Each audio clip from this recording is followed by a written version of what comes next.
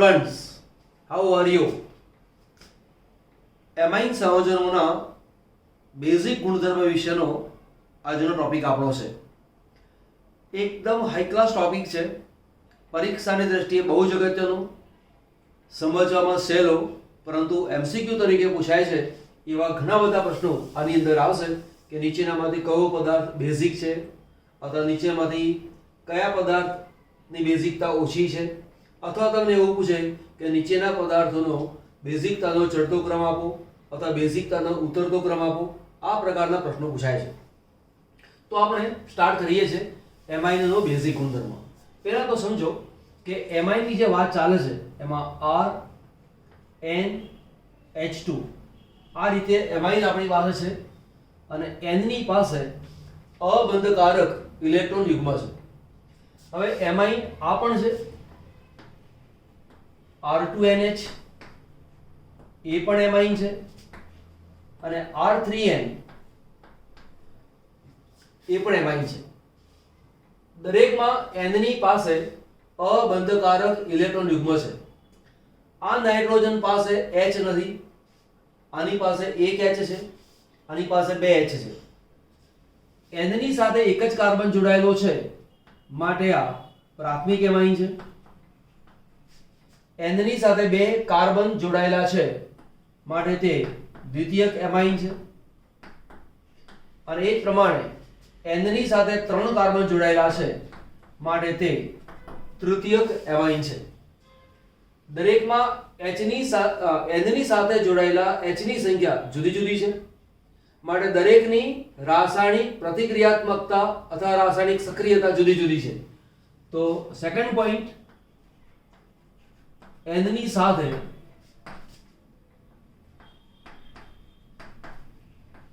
સંયોજાયેલા H ની સંખ્યા અને N પરનું અબંધકારક ઇલેક્ટ્રોન યુગ્મ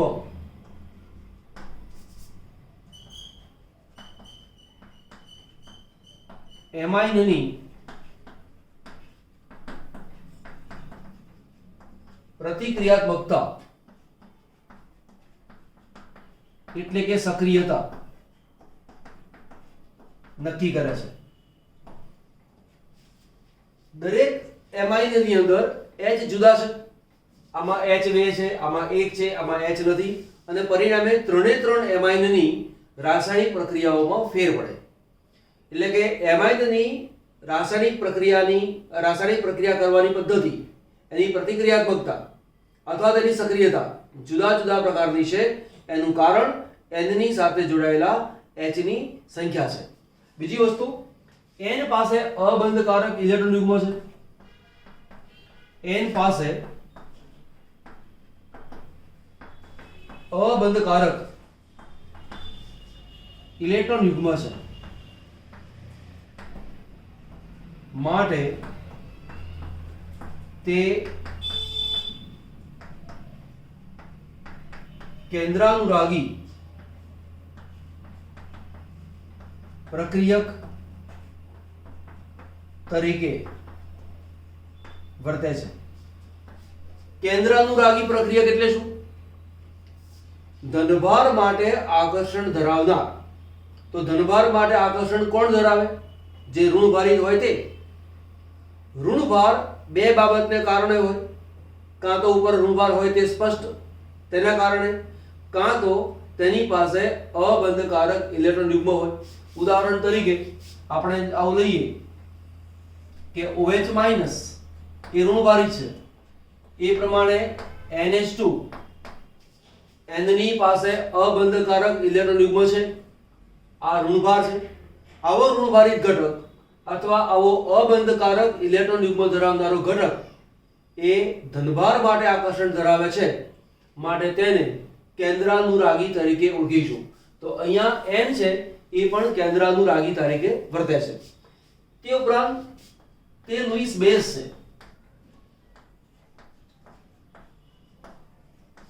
તે લુઈસ બેઝ છે. તો તો કે લુઈસ બેઝ કહેવાય કોને? તો લુઈસ બેઝ એને કહેવાય કે જે પદાર્થ ઇલેક્ટ્રોન યુગ્મનું દાન કરે તેને લુઈસ બેઝ કહેવાય. તો એમાઇનના એનની પાસે અબંધકારક ઇલેક્ટ્રોન યુગ્મ છે, માટે તે પોતાનું અબંધકારક ઇલેક્ટ્રોન યુગ્મ H+ ને ડોનેટ કરે, અને જો H+ ને ડોનેટ કરતો હોય તો તે લુઈસ બેઝ તરીકે વર્તે છે તેવું કહેવામાં આવે. તો H+ આવ્યો ક્યાંથી? તો H+ આવે છે ખનિજ એસિડ પાસેથી. ખનિજ એસિડ એટલે HCl, H2SO4, HNO3. આ જે પદાર્થો છે, આ જે એસિડ છે, એને ખનિજ એસિડ તરીકે ઓળખવામાં આવે છે. પાણીની અંદર H+ હોય એની સાથે પણ રિએક્શન થઈ શકે. તો આપણે આવું કહીએ કે R NH2 આ છે N ની પાસે રહેલું અબંધકારક ઇલેક્ટ્રોન યુગ્મ, તેની પ્રક્રિયા પાણી સાથે લઉં છું તો આનો H+ આ રીતે મારી પાસે જેવું કહી શકાય. ઇલેક્ટ્રોન યુગ્મ અહીંયા સ્વીકારી દે તો આવું બને R NH3+ આવું આપણને પ્રાપ્ત થાય. આ તો આવું ના લખેલું હોય અને હું આવું લખું છું કે તેની પ્રક્રિયા H+ સાથે કરું છું. એની પ્રક્રિયા મેં H+ સાથે કરી તો H+ સાથે રિએક્શન કર્યું તો આ અબંધકારક ઇલેક્ટ્રોન યુગ્મ આ H+ ને મળી ગયું. તો આ યુગ્મ આની પાસે મળે તો શું બને? R NH3+. તો આ રીતે નાઇટ્રોજન ધનભારિત બન્યો. કેમ?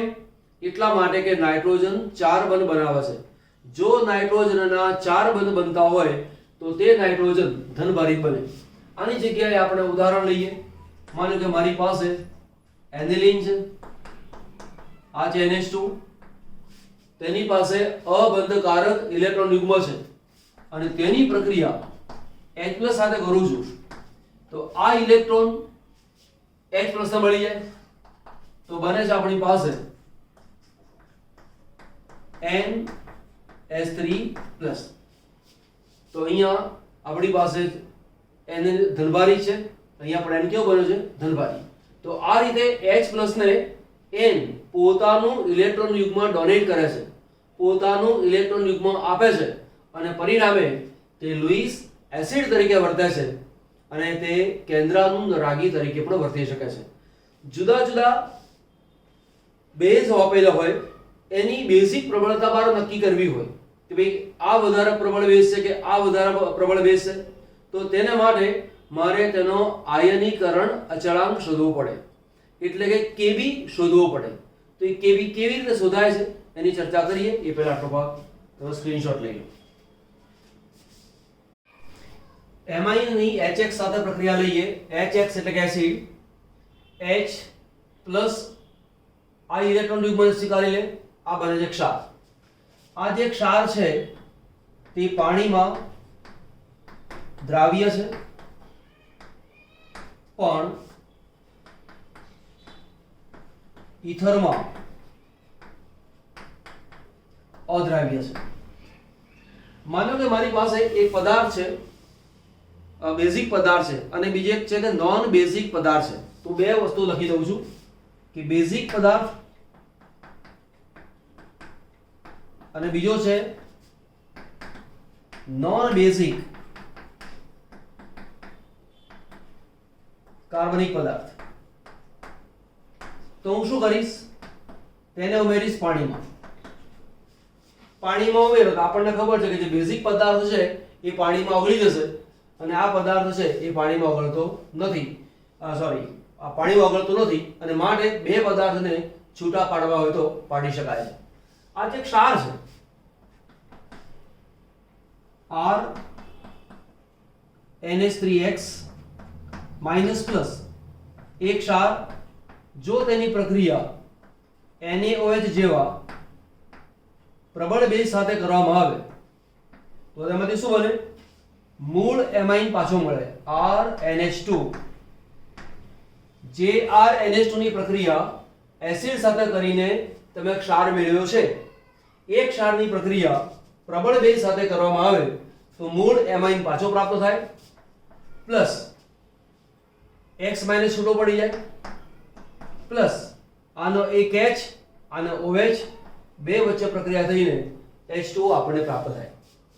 હવે કોઈ પણ જુદા જુદા નિર્બળ બેઝ આપેલા હોય અને એની બેઝિકતા મારે નક્કી કરવી હોય તો મારે Kb શોધવું પડે। Kb એટલે કે તેનો આયનીકરણ અચળાંક, બરાબર। તો શોધાય કેવી રીતે ચેક કરીએ આપણે। માનો કે આપણી પાસે એક બેઝ છે RNH2, અબંધકારક ઇલેક્ટ્રોન યુગ્મ છે, તેનું પાણી સાથેનું સમીકરણ લઉં છું તો મને નિપજ મળશે R, આનો એક H આની સાથે જોડાય એટલે RNH3 પ્લસ અને OH માઈનસ, આ રીતે મને સમીકરણ પ્રાપ્ત થાય। આનો આયનીકરણ અચળાંક લખું તો Ke is equal to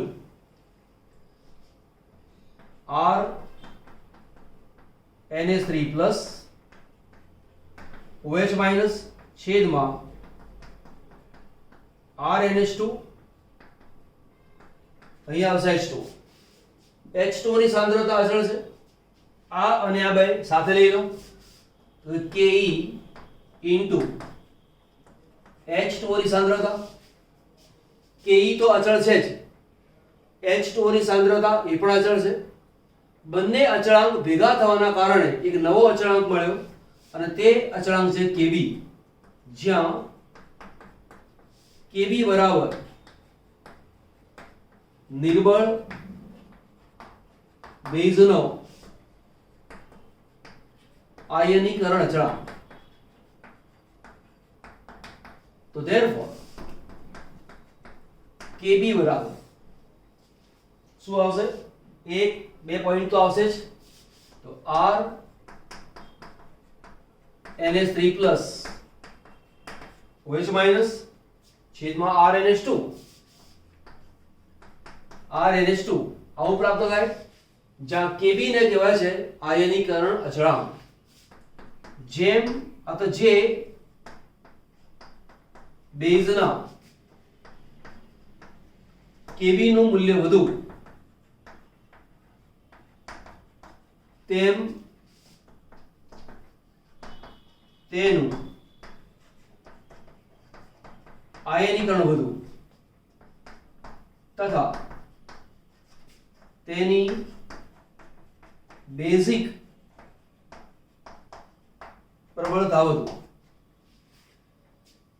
દાખલા તરીકે મને એવું આપેલું હોય કે એક પદાર્થ છે, પદાર્થ નંબર 1, એની Kb ની કિંમત 2.5 × 10⁻⁴ આપેલી છે અને એક બીજો બેઝ છે એની Kb ની કિંમત 2.3 × 10⁻⁶ આપેલી છે। મને પૂછવામાં આવે કે આ બંનેમાંથી વધુ પ્રબળ બેઝ કોણ, તો મારે Kb ની વેલ્યુ શોધવી પડે તો આ 2.5 2.3 એને પછી જોઈએ એટલે 10⁻⁶ છે, 10⁻⁴ છે, આના કરતા કિંમત કેવી આવે, મોટી આવે। પરિણામે આ એક નંબરનો બેઝ કે તેની Kb ની કિંમત વધારે છે માટે આના કરતા આ વધુ પ્રબળ બેઝ છે તેવું કહેવાય। કહેવાનો મતલબ એ છે કે જુદા જુદા બેઝની પ્રબળતાની મારે સરખામણી કરવી હોય તો જે બેઝની Kb ની કિંમત વધારે હોય તેની બેઝિક પ્રબળતા વધારે। કોઈક વાર Kb ની જગ્યાએ pKb નો ઉપયોગ કરવામાં આવે તો pKb શું છે એ સમજી લો કે pKb બરાબર માઈનસ log Kb, pKb બરાબર માઈનસ log pKb। તો એવું કહેવાય કે જેમ Kb નું મૂલ્ય મોટું તેમ pKb નું મૂલ્ય નાનું। ફરીવાર, જેમ Kb નું મૂલ્ય મોટું તેમ pKb નું મૂલ્ય નાનું। જો Kb નું મૂલ્ય મોટું છે તો તેની બેઝિક પ્રબળતા વધારે છે, અથવા એમ પણ કહેવાય જે બેઝની pKb ની કિંમત ઓછી છે, જેમ pKb ની કિંમત ઓછી છે તેમ તેની બેઝિક પ્રબળતા વધારે। તો કહી શકાય કે જેમ pKb નું મૂલ્ય ઓછું તેમ તેની બેઝિક પ્રબળતા વધુ. દાખલા તરીકે મને આવું આપેલું છે કે નંબર 1 એવો બેઝ છે જેની pKb ની કિંમત માનો કે 2.6 આપેલી છે અને બીજો pKb આપેલો છે એની કિંમત 3.4 આપેલી છે. હવે આ બેની કિંમતને સરખામણી કરો તો આના કરતાં આ કિંમત નાની છે, તો pKb ની કિંમત જેમ નાની તેમ તે બેઝની બેઝિક પ્રબળતા વધારે, માટે આના કરતાં આ બેઝ વધુ પ્રબળ છે તેવું કહેવાય. જો મારે kb જોવાનો હોય તો જેમ kb નું મૂલ્ય મોટું, ફરીવાર જો મારે kb ની સરખામણી કરવાની હોય તો આવું યાદ રાખવાનું, જેમ kb નું મૂલ્ય મોટું તેમ બેઝિક પ્રબળતા વધારે. પણ જો મારે pKb ની કિંમતની સરખામણી કરવી હોય તો જેમ pKb ની વેલ્યુ નાની તેમ તેની બેઝિક પ્રબળતા, pKb નાનું તેમ બેઝિક પ્રબળતા કેવી વધારે. બરાબર, તો આની બેઝિક પ્રબળતા વધારે. આ એક સ્ક્રીનશોટ લખી લો. ત્યાર પછી આપણે ભણીશું કે બેઝિક પ્રબળતાને અસર કરનારા પરિબળો કયા કયા છે. બરાબર, એક સ્ક્રીનશોટ લઈ લો. ઓકે, એમાઇન ની બેઝિકતા જોઈએ તો આપણી પાસે છે RNH2 અને N ની પાસે અબંધકારક ઇલેક્ટ્રોન યુગ્મ છે. N પોતાનું ઇલેક્ટ્રોન યુગ્મ ડોનેટ કરે, દાન કરે તો તે બેઝ કહેવાય. જેટલી સરળતાથી ઇલેક્ટ્રોન યુગ્મને દાન કરે એટલો તે સારો બેઝ. હવે N પોતાનું ઇલેક્ટ્રોન યુગ્મ આપશે કે નહીં એનો આધાર ઘણી બધી બાબતો પર રહેલો છે.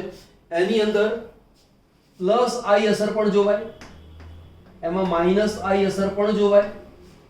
તે ઉપરાંત જોવાય છે રેઝોનન્સ,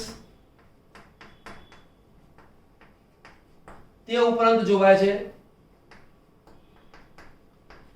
અવકાશીય અડચણ એટલે કે સ્ટેરિક હિન્ડરન્સ એ પણ જોવાય. તે ઉપરાંત દ્રાવકની સાથેની પ્રક્રિયા એટલે કે સોલ્વોલિસિસ અથવા હાઇડ્રેશન એ પણ જોવાય. તો ઘણા બધા ફેક્ટર તેના કામ કરતા હોય છે. માત્ર કોઈ એક પરિબળ ઉપરથી એમાઇનની બેઝિકતા નક્કી કરી શકાતી નથી. એક ઉદાહરણ તમને આપું. માનો કે આપણી પાસે RNH2 છે અને આ R ની સાથે એક ગ્રુપ જોડાયેલું છે અને એ છે EWG એટલે કે ઇલેક્ટ્રોન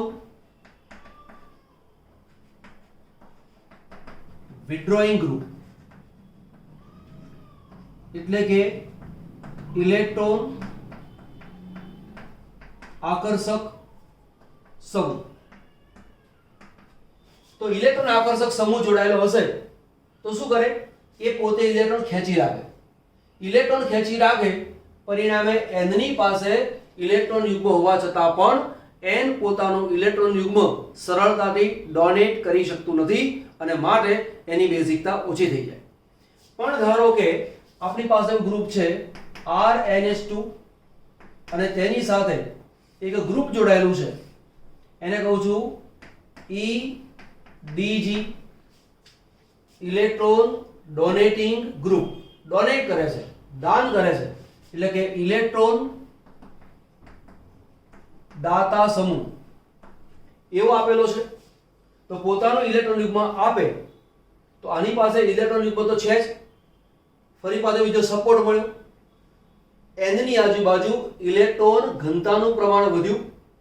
ઇલેક્ટ્રોન ઘનતાનું પ્રમાણ વધ્યું માટે તેની H+ ને પોતાની તરફ આકર્ષવાની ક્ષમતા વધી, માટે તેની બેઝિકતા વધે છે. એક ઉદાહરણ તમને આપું.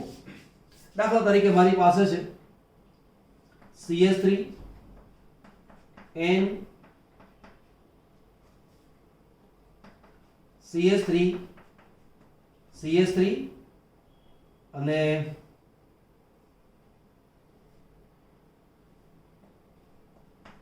n આવું આપેલું છે અને n ની પાસે અબંધકારક ઇલેક્ટ્રોન યુગ્મ છે. n સાથે 3 કાર્બન જોડાયેલા છે માટે તે તૃતીયક એમાઇન છે. બીજું લઈએ CH3N CH3 અહીંયા છે H અબંધકારક ઇલેક્ટ્રોન યુગ્મ N ની સાથે બે કાર્બન જોડાયેલા છે માટે તે દ્વિતીયક એમાઇન છે. અહીંયા જુઓ CH3 અહીંયા છે N H H N ની સાથે એક જ કાર્બન જોડાયેલો છે માટે તે પ્રાથમિક એમાઇન છે. અને માનો કે મારી પાસે HNH અને H છે જેનું નામ છે એમોનિયા, એને માટે પ્રાથમિક એમાઇન એવો શબ્દ વાપરીશું નહીં, એને માત્ર એમોનિયા તરીકે ઓળખીશું. હવે દરેક N ની પાસે અબંધકારક ઇલેક્ટ્રોન યુગ્મ છે. દરેક N પોતાનું ઇલેક્ટ્રોન યુગ્મ ડોનેટ કરવા માટે તૈયાર છે. હવે અહીંયા તો N ની પાસે બીજો કોઈ સપોર્ટ છે નહીં, પણ અહીંયા N ની પાસે અબંધકારક ઇલેક્ટ્રોન યુગ્મ તો છે, સાથે સાથે આની પ્લસ I અસરને કારણે પોતાના ઇલેક્ટ્રોન N ને આપે. N ની પાસે પહેલેથી ઇલેક્ટ્રોન તો છે, ફરી પાછો સપોર્ટ મળ્યો માટે N ની આજુબાજુ ઇલેક્ટ્રોન ઘનતાનું પ્રમાણ વધી ગયું માટે આના કરતા આની બેઝિકતા વધારે. અહીંયા 2 વાર CH3 છે, અહીંયા 3 વાર CH3 છે, તો સૌથી વધુ સપોર્ટ ક્યાં મળે? અહીંયા મળે. તો આની બેઝિકતા સૌથી વધારે, એના કરતા અહીંયા ઓછી, અહીંયા ઓછી. તો બેઝિકતાનો ક્રમ કયો આવ્યો? તૃતીયક એમાઇન, દ્વિતીયક એમાઇન, પ્રાથમિક એમાઇન અને એમોનિયા. પણ ધ્યાન આપજો, આજે વાત કરું છું તે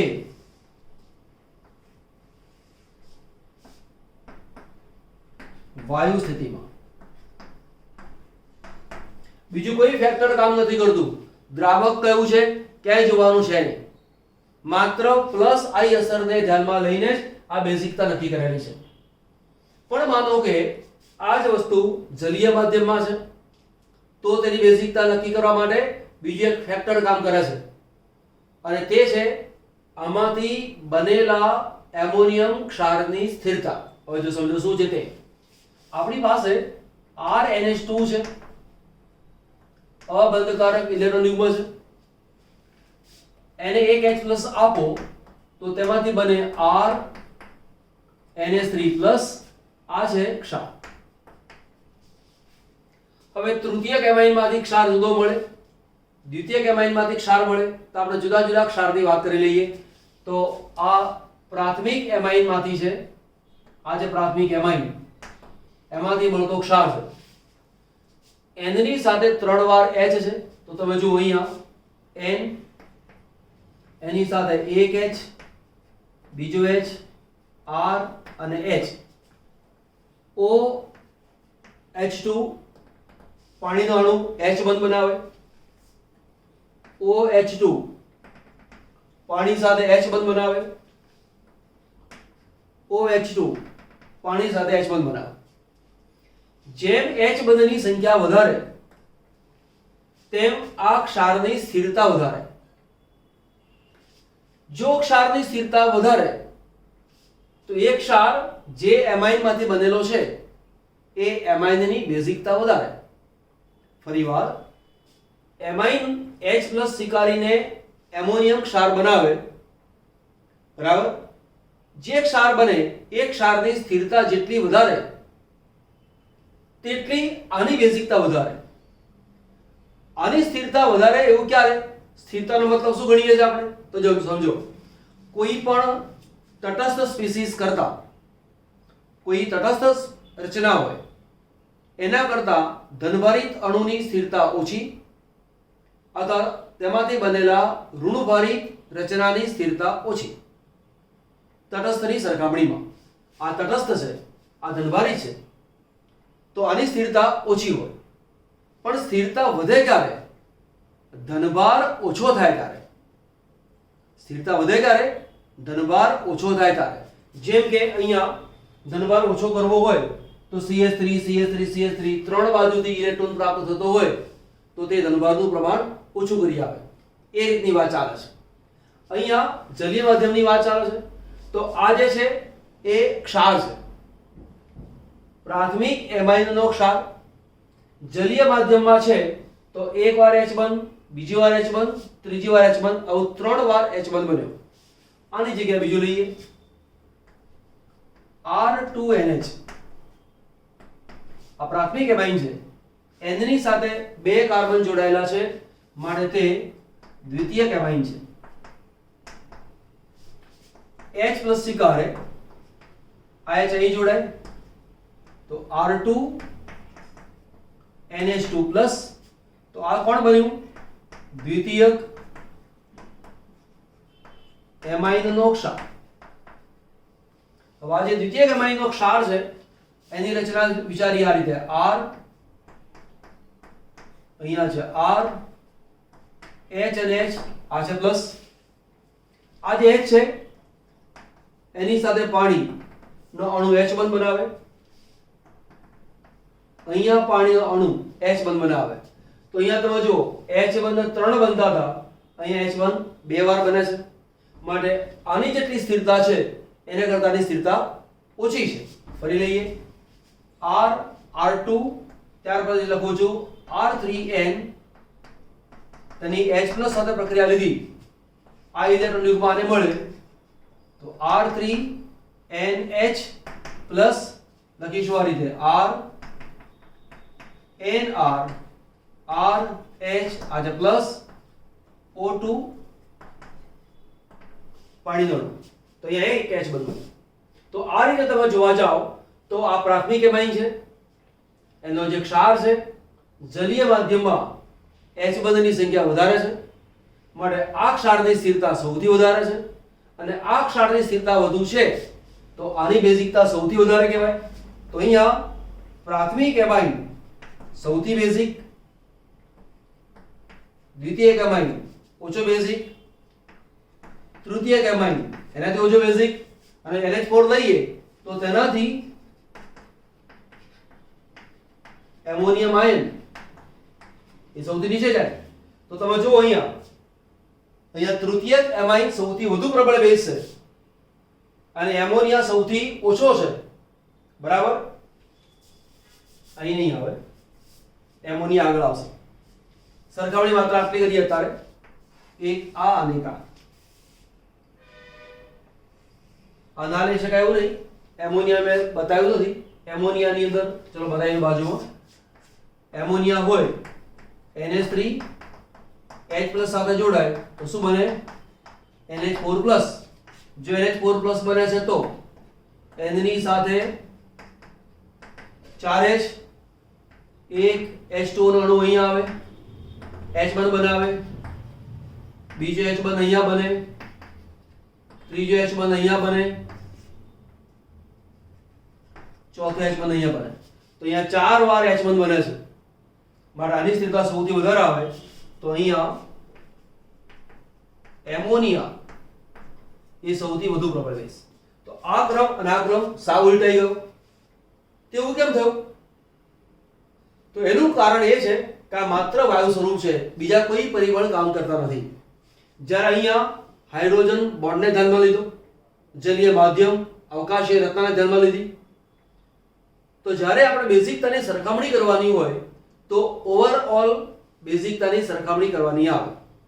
ધ્યાન આપજો, જો તમને સ્પષ્ટતા કરેલી હોય કે વાયુ સ્થિતિમાં બેઝિકતાનો ક્રમ નક્કી કરો અને એલિફેટિક એમાઇન હશે, ફરી બોલું છું, એલિફેટિક એમાઇન હશે અને તે સંજોગોની અંદર માત્ર વાયુ સ્થિતિની અંદર એમાઇનની બેઝિકતાની પ્રબળતાનો ક્રમ નક્કી કરવો હોય તો એ આ આવે. પણ જલીય માધ્યમ અથવા દ્રાવકની અંદર ગણવું હોય તો તેવો ક્રમ આવતો નથી. એનો ક્રમ શું આવે? આનો સ્ક્રીનશોટ લઈ લો, પછી સમજાવું છું. બંનેની ભેગી અસર હોય તો તેનો ક્રમ કયો આવે તે. હમણાં જે ભણ્યા આગળ જઈએ કે વાયુ સ્થિતિમાં બેઝિકતાનો જે ક્રમ છે એ આ રીતે આવે કે તૃતીયક એમાઇન સૌથી વધુ બેઝિક, પછી દ્વિતીયક એમાઇન, પછી પ્રાથમિક એમાઇન અને પછી આવે એમોનિયા. તો એ જે ક્રમ છે એ આના માટે પણ લાગુ પડે. Ethyl amine, triethyl amine, diethyl amine, ammonia. એ જ ક્રમ trimethyl amine, ammonia, dimethyl amine અને મિથાઇલ એમાઇન. આમાં મિથાઇલ ગ્રુપ છે, નાનું ગ્રુપ છે, ઇથાઇલ ગ્રુપ છે, મોટું ગ્રુપ છે. જલીય માધ્યમ અને વાયુ સ્થિતિ બંનેની કમ્પેરિઝન કરવાની હોય, બંનેને ભેગા કરવાના હોય, તો આપણું લોજિક ત્યાં કામ નથી કરતું હોતું. તો એ વખતે જવાબ આપવાની સૌથી સહેલી રીત કેબીની કિંમતો ખબર હોવી જોઈએ, કાં તો પી કેબીની કિંમત ખબર હોવી જોઈએ, તો તમે સરળતાથી જવાબ આપી શકો. એક ટેકનિકને યાદ રાખજો કે આલ્કાઇલ એમાઇનની અંદર જો મિથાઇલ એમાઇન આપેલો હોય અને તેમાં પ્રાથમિક, દ્વિતીયક અને તૃતીયક એમાઇન આપેલો હોય તો તમે એક આંકડો યાદ રાખજો અને તે છે 2130 213 આ મિથાઇલ માટે.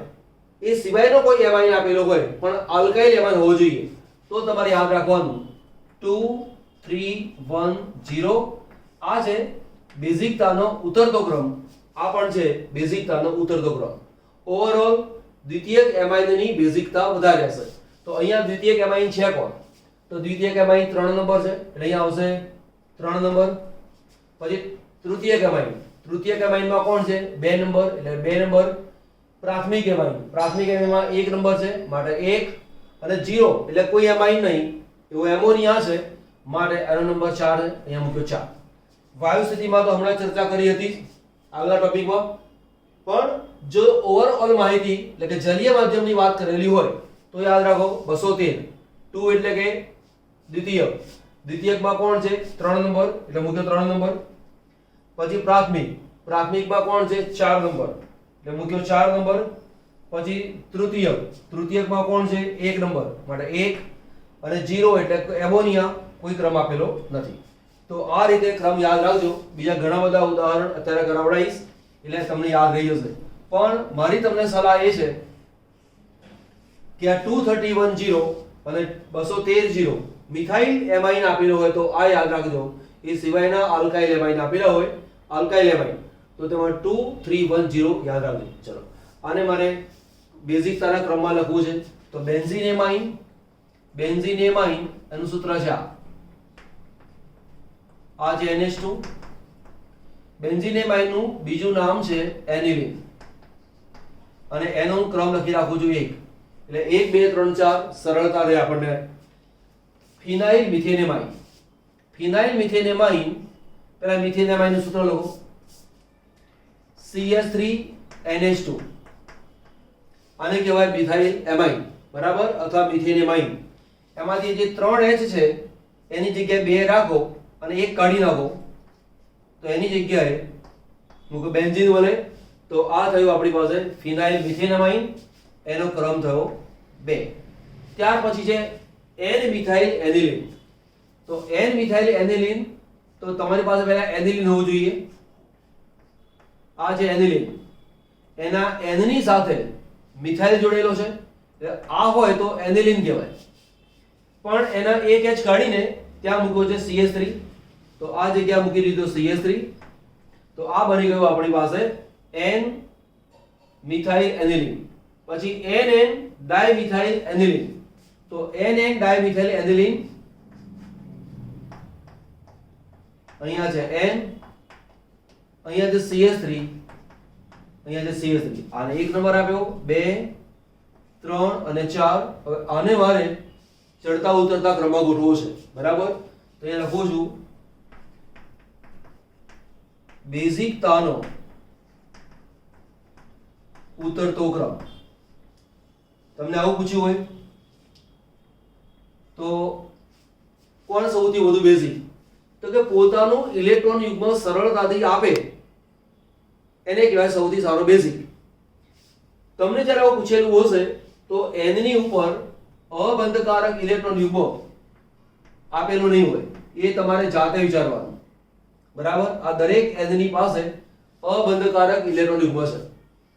હવે N પોતાનું યુગ્મ આપે અને N ની પાસે ઇલેક્ટ્રોન ઘનતા વધુ હશે તો H+ ને બહુ જ સરળતાથી આકર્ષે અને માટે તેની બેઝિકતા વધારે. હવે અહીં તમે જુઓ કે N ની સાથે 2H, N ની સાથે બેન્ઝીન રિંગ જોઈન્ટ છે. અહીંયા N ની સાથે બેન્ઝીન વલય જોઈન્ટ છે. અહીંયા N ની સાથે બેન્ઝીન વલય જોઈન્ટ છે. અહીંયા N ની સાથે C જોડેલો છે. તો આ 1 2 અને 3 અને આમાં શું ફેર? તો અહીંયા એ છે કે સંસ્પંદન થાય. સંસ્પંદન દરમિયાન શું થાય? આ ઇલેક્ટ્રોન યુગ્મ બેન્ઝીન વલયમાં દાખલ થાય. બેન્ઝીન વલયમાં દાખલ થાય એટલે કે આની જે અસર છે એ -I અસર આવે. તો -I અસરના કારણે આ ઇલેક્ટ્રોન જે યુગ્મ છે એ સંસ્પંદન દરમિયાન બેન્ઝીન વલયમાં જાય. તો તે કારણે આની પાસે એ જ પ્રમાણે આની પાસે એ જ પ્રમાણે આની પાસે આની સરખામણીમાં ઇલેક્ટ્રોનની ઘનતા ઓછી છે. તો સાહેબ અહીં સંસ્પંદન ના થાય? થાય, પણ વચ્ચે કોણ આવી ગયું છે? CH2. તો આનો ઇલેક્ટ્રોન અહીંયા આવે અને અંદર જાય એવું બની શકતું નથી. તો આ n પોતાનું યુગ્મ વધુ સરળતાથી આપી શકે છે અને એટલા માટે 2 નંબર છે એ સૌથી સારો બેઝિક છે એવું કહેવામાં આવે. બરાબર? તો આ સૌથી વધુ પ્રબળ બેઝિક છે કેમ કે n ની સાથે અહીંયા કાર્બન જોડાયેલો છે. આ ઇલેક્ટ્રોન યુગ્મ સંસ્પંદનમાં ભાગ લેતું નથી અને એટલા માટે આ n પોતાનું ઇલેક્ટ્રોન યુગ્મ બહુ જ સરળતાથી આપી શકે છે અને એટલા માટે આની બેઝિકતા સૌથી વધારે. બરાબર? ચલો હવે આનું કામ તો પૂરું થઈ ગયું. હવે આ 1 2 ને 3 જોવાના છે. આ NH2 છે, અહીંયા પણ NH છે, અહીંયા છે. ઇલેક્ટ્રોન યુગ્મ અહીંયા પણ વલયમાં દાખલ થાય, અહીંયા પણ વલયમાં દાખલ થાય, અહીંયા પણ વલયમાં દાખલ થાય. પણ તમે જુઓ આ n ની સાથે 2 વાર CH3 છે, આ n ની પાસે એક CH3 છે, આની પાસે કોઈ છે નહીં. તો આ CH3 શું કરે? પોતાના ઇલેક્ટ્રોન આને આપે એટલે +I અસર અહીં આવે. આ પણ પોતાના ઇલેક્ટ્રોન +I થી n ને આપે એટલે ભલે બેન્ઝીન વલયમાં જાય ખરા, આનું યુગ્મ બેન્ઝીન વલયમાં જાય છે છતાં પણ બે બાજુથી ઇલેક્ટ્રોનોને સપોર્ટ મળી રહે છે. અહીંયા એક જ બાજુથી સપોર્ટ મળે છે, અહીંયા કોઈ બાજુથી સપોર્ટ મળતો નથી. ફરીવાર અહીંયા n એની પાસે ઇલેક્ટ્રોન યુગ્મ છે, અહીંયા પણ ઇલેક્ટ્રોન યુગ્મ છે, અહીંયા પણ ઇલેક્ટ્રોન યુગ્મ છે. ત્રણે ત્રણ n ના અબંધકારક ઇલેક્ટ્રોન યુગ્મ બેન્ઝીન વલયમાં દાખલ થાય છે. માટે n પોતાનો ઇલેક્ટ્રોન યુગ્મ સરળતાથી આપે નહીં, પણ અહીંયા CH3 પાસેથી ઇલેક્ટ્રોન મળી રહેતા હોવાના કારણે કઈ અસરને કારણે? +I અસરને કારણે. તો +I અસરને કારણે આ બંને બાજુથી ઇલેક્ટ્રોન મળી રહેતા હોવાના કારણે આની ઇલેક્ટ્રોન ઘનતા 1 અને 2 ની સરખામણીમાં વધારે છે અને માટે આની બેઝિકતા આની પછી આવશે. તો 4 નંબરની બેઝિકતા અહીંયા આવશે. ત્યાર પછી કોણ આવશે? 3, કેમ કે અહીંયા 2 CH3 છે તો અહીંયા 1 CH3 છે, અહીંયા તો કોઈ જોડાયેલું છે નહીં. ઇલેક્ટ્રોન યુગ્મ બેન્ઝીન વલયમાં દાખલ થયું તો એને સપોર્ટ કરનારું કોઈ છે નહીં, તો તેની બેઝિકતા સૌથી ઓછી. માટે આની બેઝિકતાનો ક્રમ આ છે. બરાબર? નોટ ડાઉન કરી દો, પછી બીજા શીખવાડું તમને. સ્વાધ્યાયનો એક પ્રશ્ન છે. જુદા જુદા એમાઇન આપેલા છે અને તેનો ચડતો ઉતરતો ક્રમ પૂછેલો છે.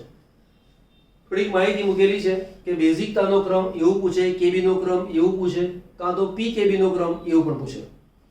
યાદ રાખવાનું કે બેઝિકતાનો ચડતો ક્રમ એટલે કે કેબી નો ચડતો ક્રમ અને કેબી નો ચડતો ક્રમ એટલે કે પીકેબી નો ઉતરતો ક્રમ. આ બે વાતને બરાબર ધ્યાનમાં રાખજો.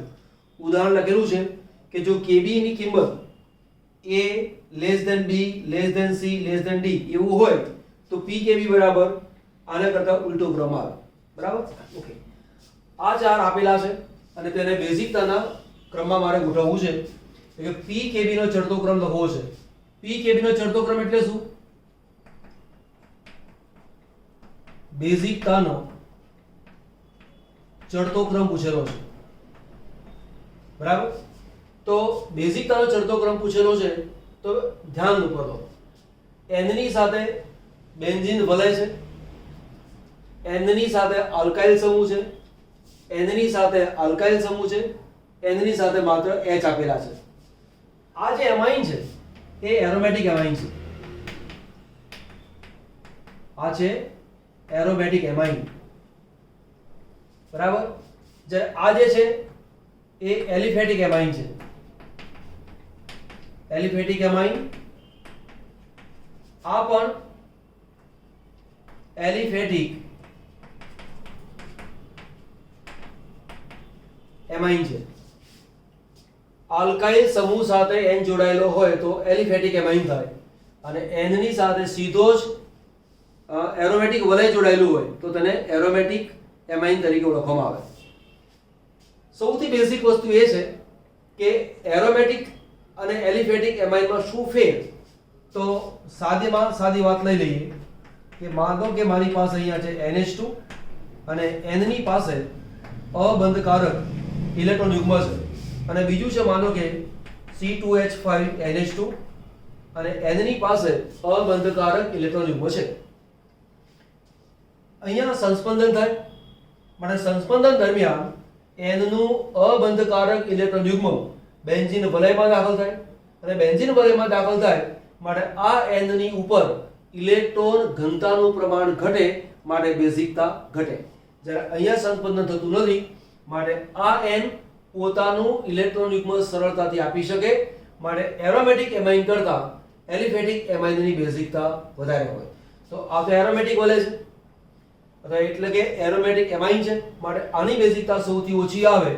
તો અહીંયા જે A લખેલો છે એની બેઝિકતા સૌથી ઓછી આવે. હવે 1 2 ને 3 લે તો આ ઇથાઇલ ગ્રુપ આપેલું છે. મેં તમને કહ્યું હતું કે મિથાઇલ સિવાયનું ગ્રુપ આપેલું હોય તો તમને ક્રમ યાદ રખાવડાયો હતો 231 અને 0.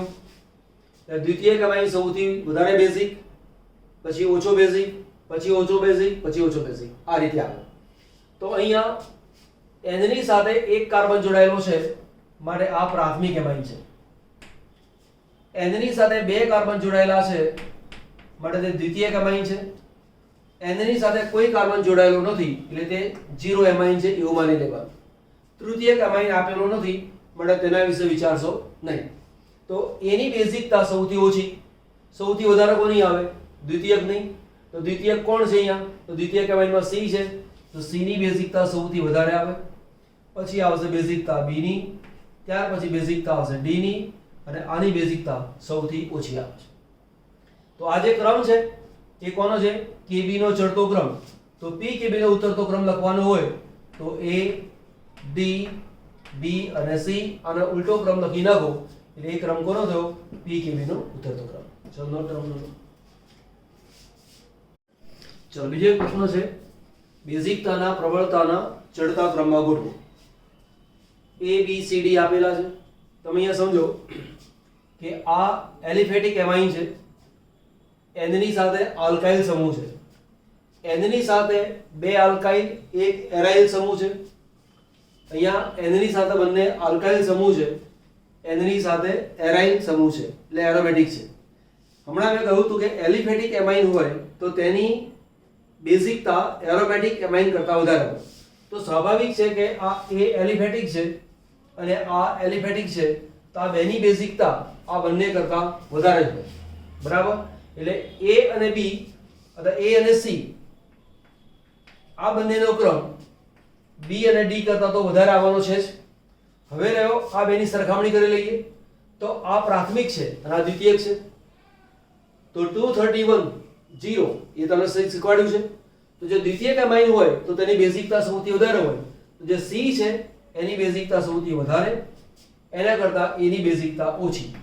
હવે B અને D આ અને આની સરખામણી કરીએ તો તમે જુઓ આની અંદર અને આની અંદર શું ફેર છે. દાખલા તરીકે આ બંધારણ અહીં મૂકું છું.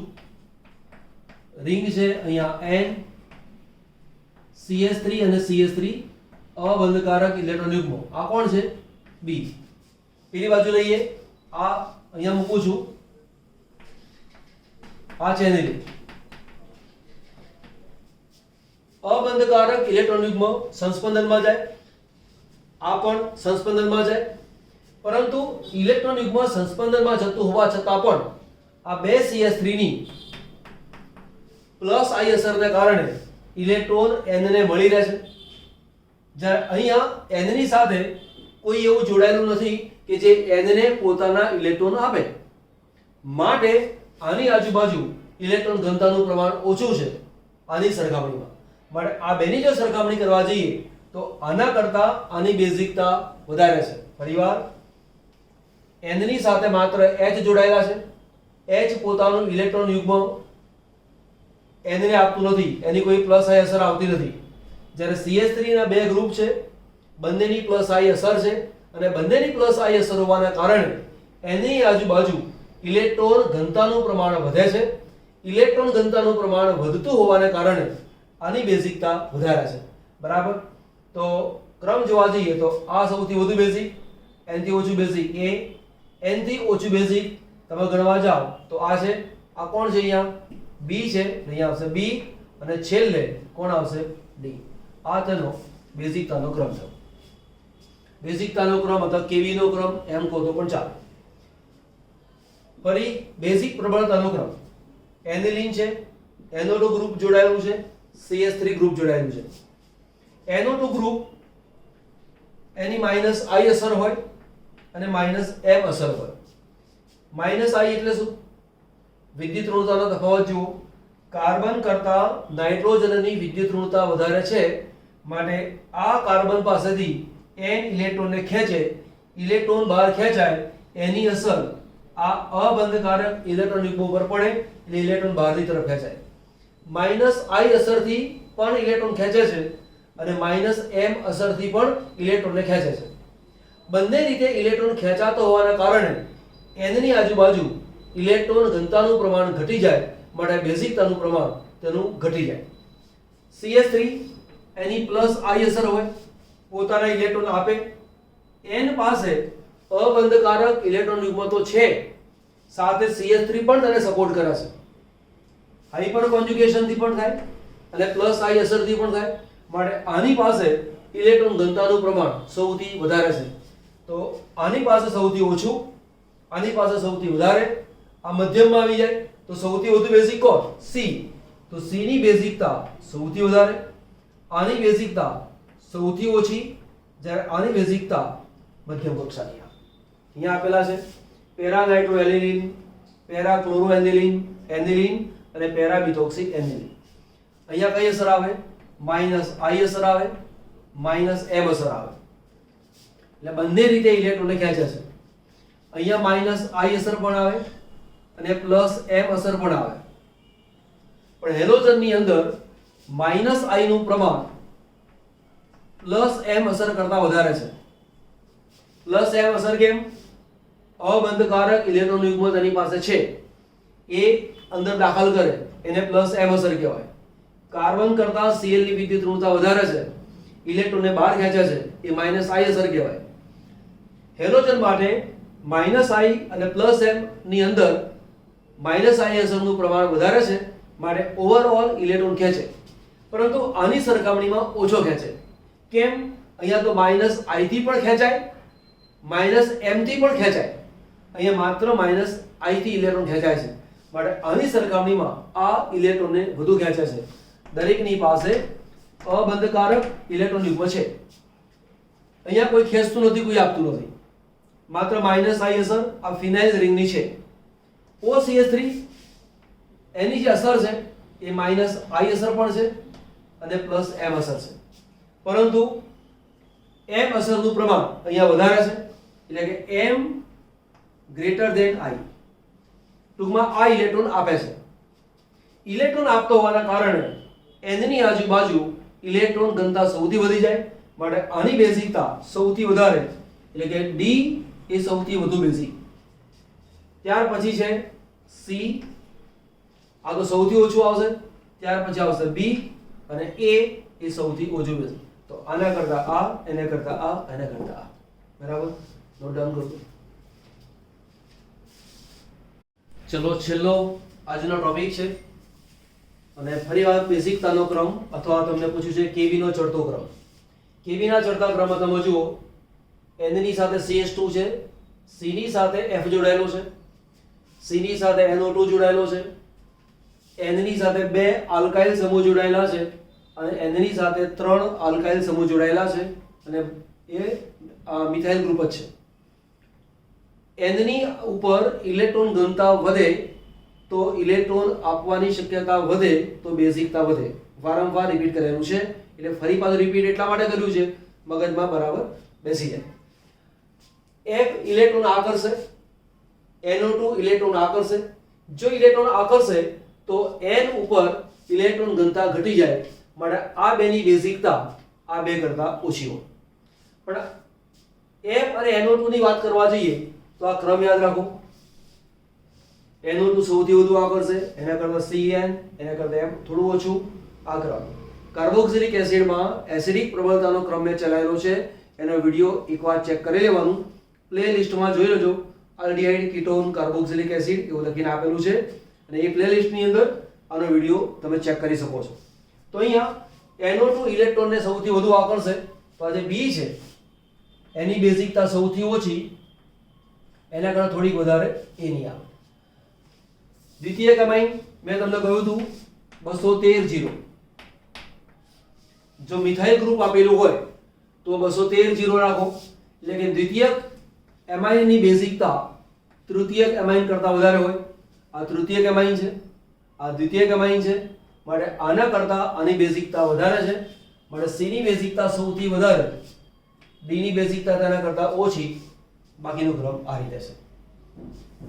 ફરી આપેલું છે આ બેઝિકતાનો ક્રમ બતાવો. તો SO3H ગ્રુપ છે એમાં કઈ અસર આવે તો -I અસર આવે અને -M અસર આવે. બંને અસરથી ઇલેક્ટ્રોન ખેંચે છે, માટે ઓવરઓલ ઇલેક્ટ્રોન ખેંચશે. CH3 I અસરથી ઇલેક્ટ્રોન આપે એટલે એની અસર જે I છે. ધ્યાન રાખજો, દરેક N ની પાસે અબંધકારક ઇલેક્ટ્રોન યુગ્મ છે. I થી પણ ઇલેક્ટ્રોન આપે, હાઇપર કોન્જ્યુગેશન થી પણ ઇલેક્ટ્રોન આપે, પણ ટોટલી એની વૃત્તિ ઇલેક્ટ્રોન આપવાની છે, માટે આની વૃત્તિ ઇલેક્ટ્રોન આપવાની છે. આની પાસે અબંધકારક ઇલેક્ટ્રોન યુગ્મ છે. કાર્બન કરતા Br ની વિદ્યુત ઋણતા વધારે, ઇલેક્ટ્રોન બહાર ખેંચે, એ અસરને કહેવાય છે -I અસર. સંસ્પંદનમાં આ ઇલેક્ટ્રોન યુગ્મ ભાગ લે, દાખલ થાય, માટે તે અસર છે એને કહેવાય છે M અસર, +M અસર. હેલોજન માટે -I નું પ્રમાણ +M કરતા હંમેશા વધારે હોય, એટલે આનું પ્રમાણ કે -I is greater than +M છે, એટલે ઓવરઓલ એની વૃત્તિ ઇલેક્ટ્રોનને ખેંચવાની છે, એટલે આ ઇલેક્ટ્રોનને ટોટલી ખેંચશે. ઓની પાસે અબંધકારક ઇલેક્ટ્રોન યુગ્મ છે. કાર્બન કરતા ઓની વિદ્યુત ઋણતા વધારે, ઇલેક્ટ્રોનને ખેંચાય, માટે -I અસર છે. તે ઉપરાંત અબંધકારક ઇલેક્ટ્રોન યુગ્મને બેન્ઝીન વલયમાં દાખલ કરે, માટે +M અસર છે. સામાન્ય સંજોગોની અંદર +M અસરની વેલ્યુ -I અસર કરતા વધારે જ હોય. +M ની વેલ્યુ -I અસર કરતા વધારે હોય. માત્ર હેલોજનમાં જ એવું નથી આવતું.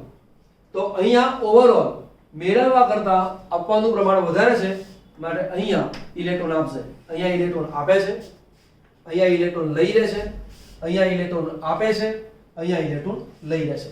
જે ઇલેક્ટ્રોન લઈ લેતા હોય એ N ની ઉપર જે ક્લાઉડ છે, ઇલેક્ટ્રોન ક્લાઉડ, એને ઓછું કરી દે, બેઝિકતા ઘટાડી દે. તો સૌથી વધુ બેઝિકતા ઘટાડશે કોની? એની. તો એની બેઝિકતા સૌથી ઓછી, એના કરતા થોડી વધારે કોની આવે? હવે ઇલેક્ટ્રોન આ પણ આવે, ઇલેક્ટ્રોન આ પણ આવે, પરંતુ CH3 કરતા OCH3 ની +M અસર વધારે છે, માટે આની બેઝિકતા સૌથી વધારે આવશે. તો અહીંયા લખું છું B અને અહીંયા કેવું છે D.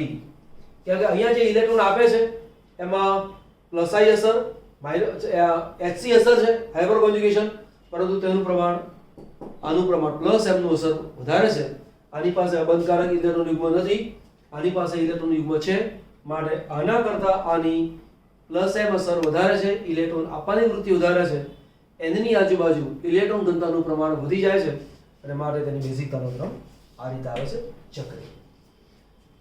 આજનો ટોપિક અહીંયા પૂરો કરીએ છીએ.